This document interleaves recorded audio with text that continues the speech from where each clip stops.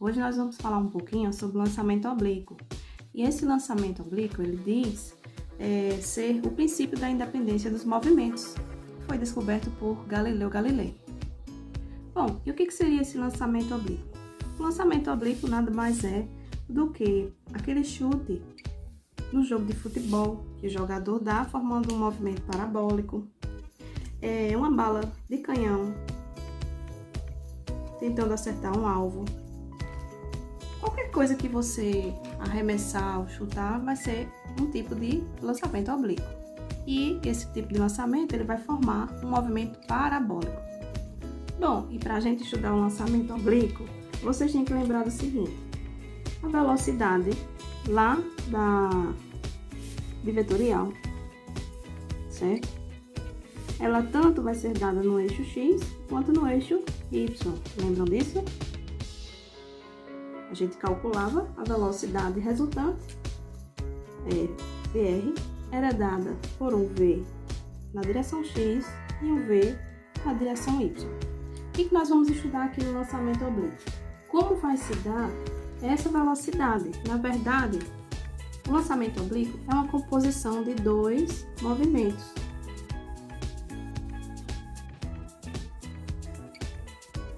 Imagina que esse arco aqui parabólico seja uma bola que foi chutada por um jogador, tá? O que acontece com essa bola?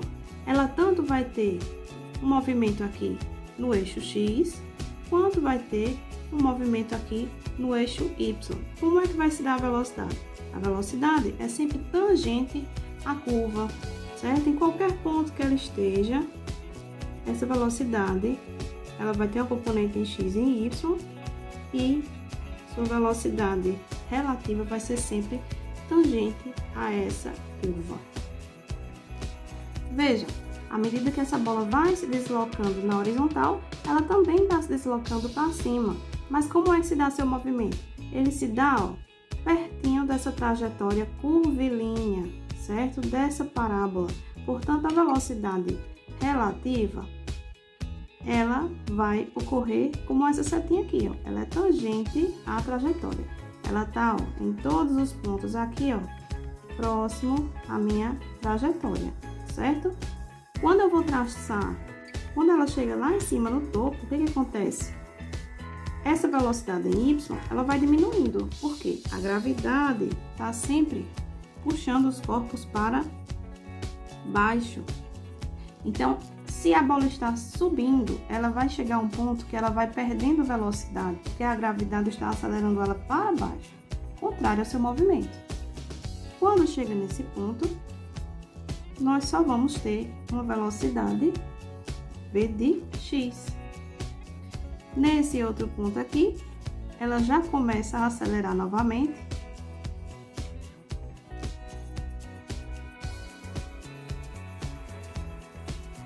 E aí, nós vamos ter novamente uma componente aqui agora contrária, né? V de Y agora vai estar descendo, VY. E aqui, nós vamos ter um VX. Então, vocês têm que lembrar isso aqui lá de vetores. Quando a gente estudou vetores, a gente viu a composição do movimento, né? Que a velocidade, ela vetorial, ela tem um movimento vertical e horizontal. Assim, aqui também acontece a mesma coisa, certo? Aqui nós vamos ter um VX, VY, VY, VX, ok? O que acontece aqui? A velocidade em Y é igual a 0, nesse ponto aqui. Quando ela chega lá no ponto, é o ponto que ela inverte o sinal da velocidade e começa a cair novamente. Como eu falei para vocês, o lançamento oblíquo é a composição de dois movimentos. Movimento horizontal e outro movimento vertical. porque ela tanto está se deslocando na horizontal, quanto está se deslocando para cima e para baixo na vertical. Vejam, o fato da bola estar subindo não vai acelerar nem retardar esse movimento na horizontal, certo? Então, na horizontal, ó, a bola está seguindo o seu trajeto. Esse trajeto se dá como movimento retilíneo uniforme, ok? Mas na vertical, como nós temos a força de aceleração gravitacional, que está puxando os corpos para baixo, quando a bola está subindo, ela vai diminuindo a velocidade. Chega no ponto lá no topo que ela vai ficar com a velocidade em y0, depois ela vai voltar a aumentar a velocidade novamente. Portanto, na vertical, o movimento é uniformemente variado. Vamos retirar esse retilíneo aqui, ó, ok? Porque agora a gente está tratando de um movimento circular, certo? Onde é que vai entrar a aceleração? A aceleração, nós só vamos vê-la na vertical, né? Como o movimento da bola horizontal não tem aceleração, certo? Nós só vamos ter a aceleração em y, ok? Que seria a aceleração da gravidade.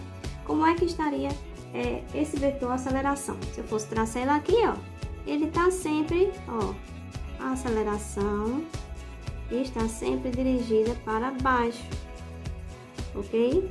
Lembrar que quem é essa aceleração? A aceleração da gravidade. Nós temos umas considerações a fazer. O tempo de subida é igual ao tempo de descida. Por quê?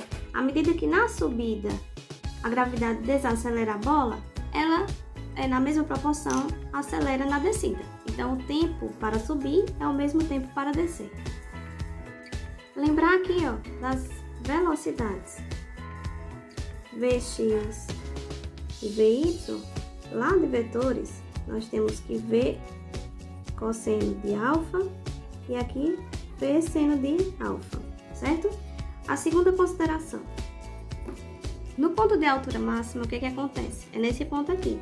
Nesse ponto, nós vamos ter Vy igual a 0 e o Vx é dado como quem? V cosseno de alfa. De alfa é o ângulo que a bola está fazendo nessa subida, tá? Terceira consideração. Essa altura depende do ângulo dessa subida, certo? Quanto maior for esse ângulo, maior vai ser esse alcance. Notem, se eu for traçar aqui um ângulo maior, então ela vai ficar dessa forma, ó. Ela vai subir e vai formar essa parábola bem curva. Quarto, o alcance. O alcance é a distância entre o lançamento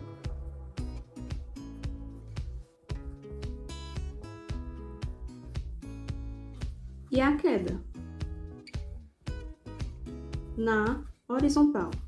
Essa distância horizontal atingida que a gente vai chamar de alcance, tá? É aqui o que eu vou medir esse alcance como essa distância aqui, ó, chamada de alcance total, tá?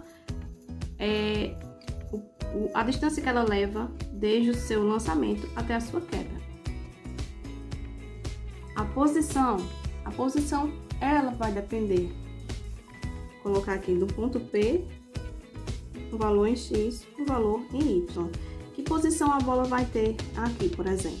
Então, eu vou ter um ponto em X, vou marcar um ponto aqui em X e um ponto em Y, para saber que posição ela terá. 6. A velocidade. A velocidade corresponde à soma vetorial V de X e V de Y. Quem não lembra disso aqui, ó, a gente tem Vx, V cosseno de alfa, Vy, V seno de alfa. Essa velocidade resultante ao quadrado era um Vx ao quadrado mais um Vy ao quadrado, de acordo com o teorema de Pitágoras. Na horizontal, nós vamos ter o movimento uniforme. Qual a fórmula do sorvete? S é igual a S0, V0, T, né? Ou VXT, certo? No eixo X, ok? No eixo X, o movimento é uniforme. Então, no X, ó, para a gente encontrar a distância, nós vamos fazer esse S0 como 0. Então, nós vamos ficar com V0x de T. Apenas essa formulazinha aqui. Na vertical, nós vamos ter essas três fórmulas. A do sorvetão, que no lugar do S e S0 é o eixo Y, né? Então, vamos ficar com Y é igual a Y0 mais V0 Y de T mais G, que é a gravidade, T quadrado sobre 2. A velocidade, V igual a V0 mais AT, vai se tornar V de Y é igual a V0 de Y menos GT, certo? Porque a gravidade vai ser negativa na subida, né? Ela está contrária ao movimento.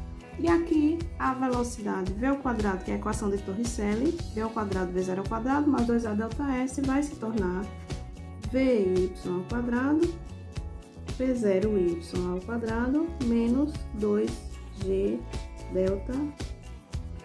Só para a gente fechar, eu anotei aqui, ó, o tempo de queda para você calcular, só fazer o V0Y sobre G. O alcance, que é essa distância em relação a x, alcance máximo, é V0 quadrado seno de 2θ, 2α, que é o ângulo, dividido por G. E aqui eu coloquei a altura máxima, que é V0 seno θ ao quadrado sobre 2G. Espero que vocês tenham gostado, gente. Até a próxima.